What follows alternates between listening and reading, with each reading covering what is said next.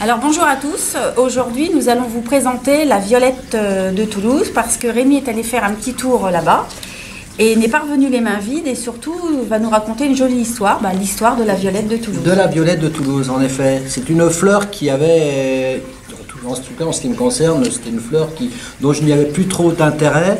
Elle avait été un petit peu oubliée. Alors déjà, pour parler un petit peu de cette histoire de cette plante, c'est qu'au 19e siècle, la région de Toulouse, c'était un travail des maraîchers de produire cette fleur.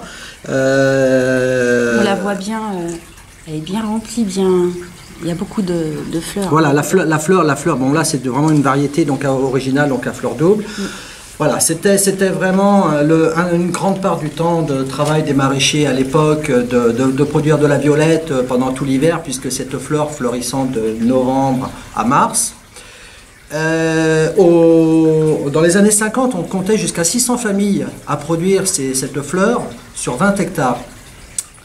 Pour la petite histoire, en 1956, l'hiver a été très rude sur toute la France, mais également à Toulouse, et la quasi-totalité de la production de violette de Toulouse a disparu.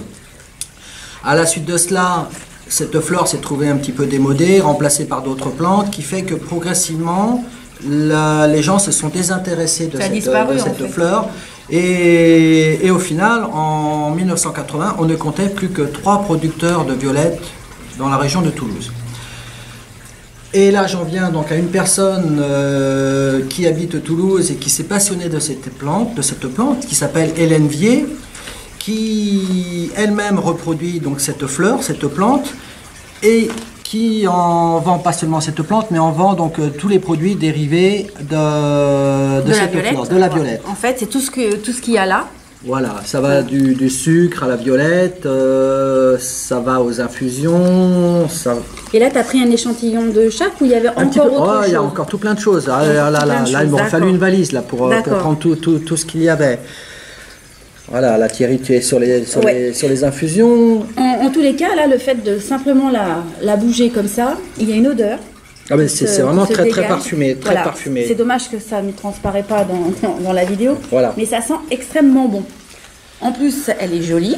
Alors, c'est une variété particulière.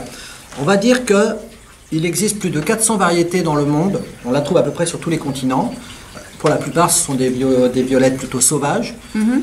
Là, on se retrouve quand même sur une variété qui a été hybridée. Ah, d'accord. Et du coup, on en a obtenu une variété donc vraiment à fleur double. Puisque là, donc, on peut obtenir jusqu'à 30 voire 40 pétales par fleur. Donc, ah oui, là, il y a 40 pétales, enfin voilà. Jusqu'à 40 pétales. D'accord. Ouais, ce qui donne ce côté drôlement charnu. Oui. Mais c'est vrai que rien que le fait de toucher, le parfum, on le sent. C'est une variété qui ne se reproduit pas par graines, uniquement par bouture de stolon. Donc, même pas par division. On pourra éventuellement envisager. Hein, là, voilà, ça c'est. Ça fera l'objet d'une autre vidéo. Là, c'est plutôt la partie découverte et idée de sortie.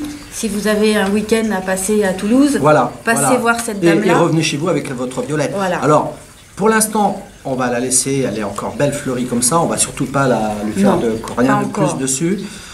On va simplement la garder dans un endroit plutôt à l'ombre, même si en ce moment on n'a pas trop de soleil, donc elle risque pas de brûler. Mais en tout cas, c'est une plante qu'il faut absolument placer à l'ombre ou à mi-ombre.